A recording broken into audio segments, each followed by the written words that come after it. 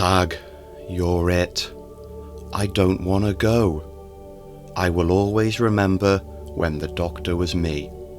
These are just some of the exit lines of the Doctor, but who could forget this one? No, I refuse to be treated in. What are you doing? Stop, you're making me giddy. No, you can't do this to me. No, no, no, no, no, no, no, no, no, no, no, no. What a send-off, am I right? Greetings, distinguished followers, chosen chimp here. What am I on about now?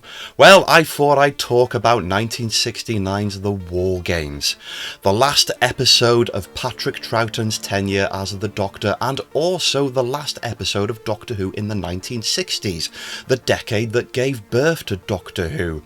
But it was the first for one big reason. It was the introduction of the Time Lords and their homeworld Gallifrey. But no, don't say Gallifrey. That doesn't feature here. That name doesn't get used until some point later on. But I think this entire story is brilliant, and I am here to tell you why. Doctor Who in the War Games was pretty epic. A 10-episode whopper. A huge, expansive action spectacle in its own right with an extensive cast of characters. Here are the Warlords. Intergalactic human-looking twits who, in terms of charisma, are an extremely narrow step up from the Morlocks in the Space Museum, and yeah, that's a pretty depressing thought. But their evil scheme is pretty, well, evil. The Doctor and Jamie land in a war zone initially occupied by soldiers from the First World War, but then there are Romans, then it's the American Civil War, and that's just the tip of the iceberg. The War Games is an absolute blast of a classic Doctor Who story, and one which the bona fide don of classic Doctor Who storytelling Terrance Dicks cut his teeth on. It's just so much fun. The Warlords are cultivating an army of humans to carry out their conquering dirty work across the galaxy. The method is slowly revealed to our heroes and us the viewers across the 10 episodes as we find out the key military operatives that are positioned in the war zones are not what they appear. They keep conducting acts of hypnosis to cultivate their trapped personnel into thinking they're fighting the real wars from their real time. Not only that, but they're communicating to their higher powers using these strange screen devices. They're basically zooming. Not only that, but they keep disappearing in these weird little cupboards, which also appear to be time-travelling spaceships that are bigger on the inside. What we get across the breadth of the War Games serial, alongside the actions and the explosions and the comedy, is a fairly linear showcase of humanoid baddiness. But here's the real interesting part.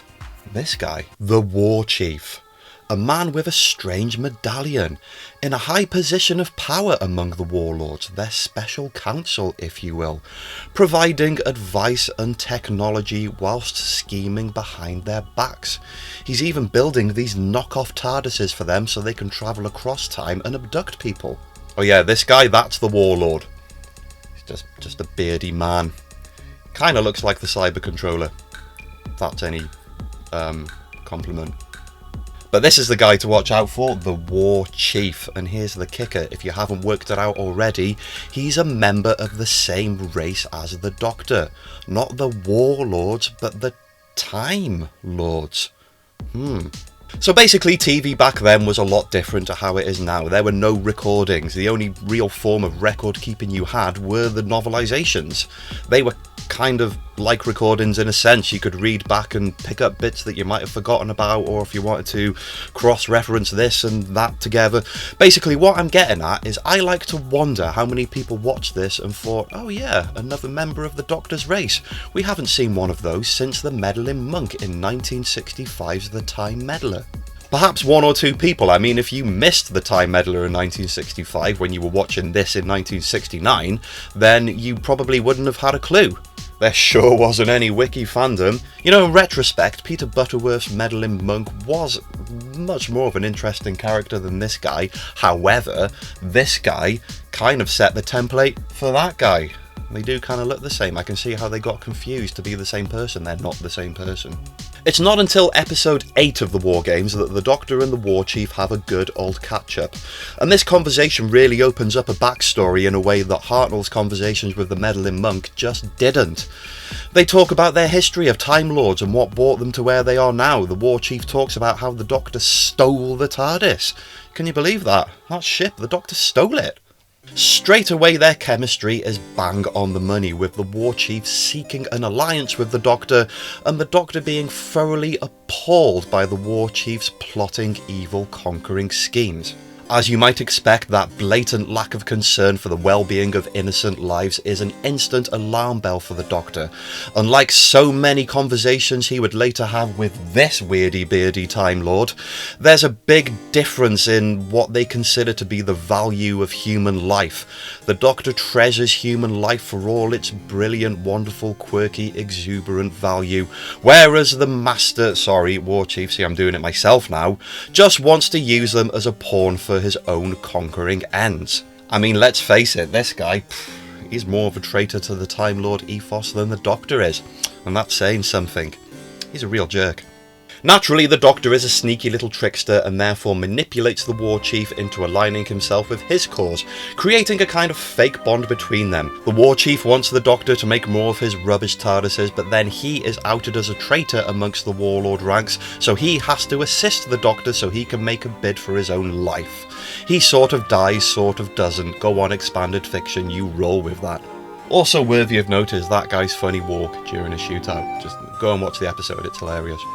Troughton is pretty swift in wrapping the War Chief and the War Lord around his little finger, but it's just not enough to stop this particular threat, and that is when the entire mythology of Doctor Who enters a brand new phase. You see, the War Chief's TARDISes are so rubbish that they've hit their use-by date. Apparently that's a thing, and that means that the Doctor cannot transport all of these different soldiers back to all of their respective time zones. He needs help.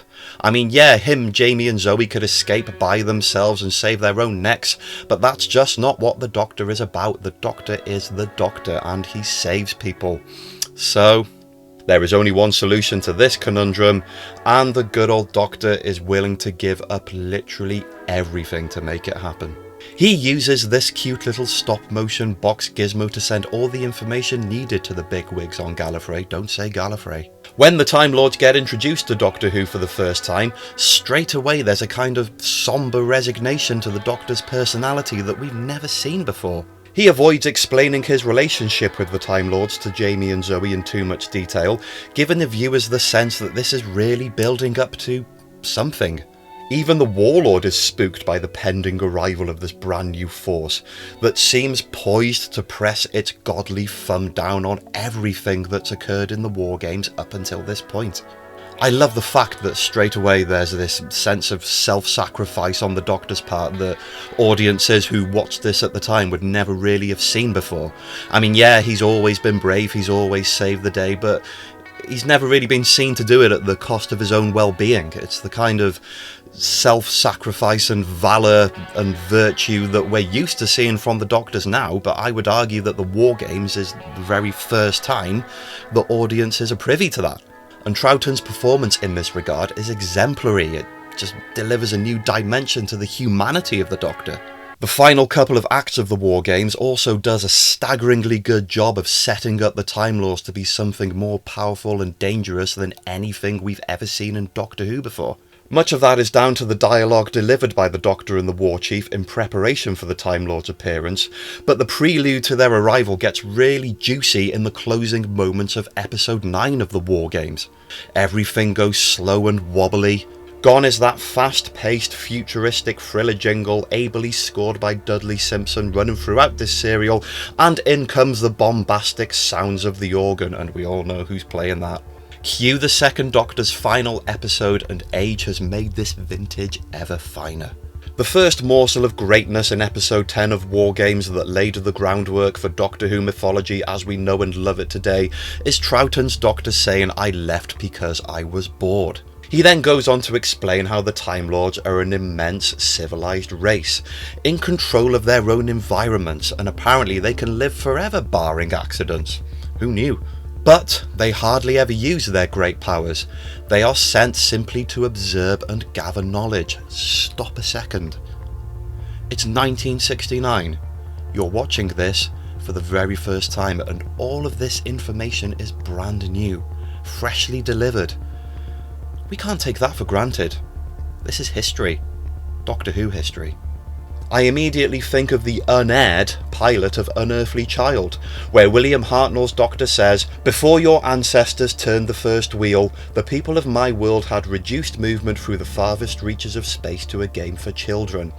I really wish they left that line in the final aired version of the Unearthly Child pilot, because finally 6 years on, we get clarity to what that means. It all ties up nicely. It's great continuity, whether it was intentional or not. Obviously, the Doctor can't play by the Time Lord's rules, what with billions of planets and countless civilizations to explore. He confesses to Jamie and Zoe that he tends to get a little bit involved, and that's no excuse in their eyes. And then, appearing as a booming voice in the TARDIS, the Doctor talks to the natives of his homeworld for the first time. They jacked his TARDIS and everything. Look at it spinning in the air there. 1969, folks. That's a profoundly realistic shot. I love that one. I like this one too, except they snaffled it from the Web of Fear. You can even see the webs. Try as he might, the Doctor just cannot escape, and he is pulled against his will to his home world. And the very first shot we see of Gallifrey, don't call it Gallifrey, is this row of TARDISes. Aren't they boring compared to his one? We see more of the Doctor's deflated resignation as he leaves his TARDIS, and here we are, his home world. I love how all the rigid orderliness directly contrasts the Doctor's scruffy appearance. And I know I harp on a lot about how much I love the old black and white sets, but this one really is just perfect. Simple but effective. Just dark and angular with a few walls and some ominous platforms. It just works. It's great. And here are the first 3 Time Lords you ever see. This guy, would you believe it, is actually a recurring character, reprising his role as a snooty Time Lord in The Three Doctors. This one you might recognise from The Mind Robber when he played Gulliver, and he also played a Thal, and this one is Noel Gallagher, the founding guitarist of Oasis. Right then, let's get this charismatically bankrupt, sweaty pillock out of the picture. Well, I say he's uncharismatic. When he screams, he really puts his back into it. The Time Lords throw the judicial book at the Warlord and try him for causing the death of thousands of humans for his own perverse ideals.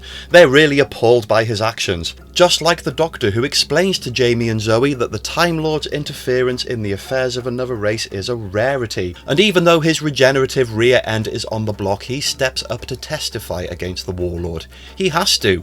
He must be stopped. This Time Lord does a telepathic eye thing and scream. This entire narrative really puts over just how all-powerful the Time Lords are. I mean, like I said before, the Warlords are the consistent threat across this entire story, and just like that, they are squashed. Not only do they put a barrier around the Warlords there, but they put one around their entire planet. The verdict is guilty, and the Time Lords condemn them to a life as though they'd never even existed. You're nothing, mate. Harsh, but deserved. And look what these 2 Time Lords are doing there, tinkering with the Doctor's control console. Well, that's the next 4 seasons of Doctor Who locked and loaded. This thing here is what Pertwee's moaning about for half of his tenure. Well, they do get killed, so that'll teach him, I guess. I don't know. It's hard to pick sides on that one. The moral standing of the Time Lords is exact and by the book, with the first Time Lord stating that they shall not endanger innocent lives in reference to Jamie and Zoe, who are in return preparing for their own exit. It's all getting very sad. Though the concept didn't really exist at the time, the Doctor is doing what we'd expect him to do towards the end of his life and going through the motions of saying goodbye, starting with his companions. Look, if you haven't seen this entire episode, then you will at least most likely have seen certain clips of it. Just watch the whole episode. I mean, watch the whole of War Games first, but this episode, I can't stress it enough. It's literally perfect. From now until the closing seconds, Troughton delivers verbal banger after verbal banger, saying things like, "Good to see your sense of justice prevails," even though they've lost their sense of humour, Against every bomb of righteous wisdom that the Time Lords throw at the Doctor, he stands his ground, proudly justifying his way of life and how he has fought evil after evil during his time away from his home planet. He then delivers this scathing polemic against the Time Lords and their own passive nature, and how they refuse to use their powers to help innocent lives when needed. He sarcastically jabs at them with statements like, "Oh, no, you're above criticism, aren't you?" Cue the Fort channel. Quarks from the Dominators there. Yeti, Ice Warriors. Just one of 3 types of Cybermen that the Doctor defeats. And who could forget the obvious? Yeah, you might want to make a note of those Time Lords. Just like that, the Doctor flips the morality of this trial right on its head. He says that true, he's guilty of interference just as they are guilty of failing to use their great powers to help those in need. Admitting that the Doctor has raised difficult issues, the Time Lords aren't without compassion, allowing for the bittersweet goodbye between the Doctor, Jamie and Zoe. They have returned to the point just after their first encounter with the Doctor, meaning that the only thing they'll remember of him is the first time that they met him. Well, it's better than nothing at least. Zoe's back on the wheel, Jamie's back in the Highlands, and there's this really cool moment where Zoe looks back in the corridor like there's just something not right. Very Donna Noble. As for Jamie, nothing like seeing an old companion run at somebody with murderous intent to make the Doctor chuckle. And here we go, setting up the franchise for the next era of Doctor Who. The Time Lords recognise the Doctor's part in fighting the evil in the universe and his particular fondness of the planet Earth, so the ultimate middle ground punishment is this. He gets to continue fighting evil, but only on the planet Earth in one time, and it's probably just as well because Earth isn't going to get a break until basically ever. Being stranded on one planet in one space of time is like torture for the Doctor, Diddums. And folks, you all know the rest. After rejecting a number of suggested new appearances, which the Time Lords in their infinite wisdom appear to have scribbled on a piece of paper, that's it. Troughton is done. The first forced, tragic, I don't want to go regeneration. Very different to William Hartnell's regeneration and a lot more dramatic. There he is. Popping out there. It's a goodbye and a hello. Amazing stuff. There's 2 reasons why I think that this finale to the War Games is so good, and one of them is what it does for Doctor Who in the future. You see so much of the mythology and so much of the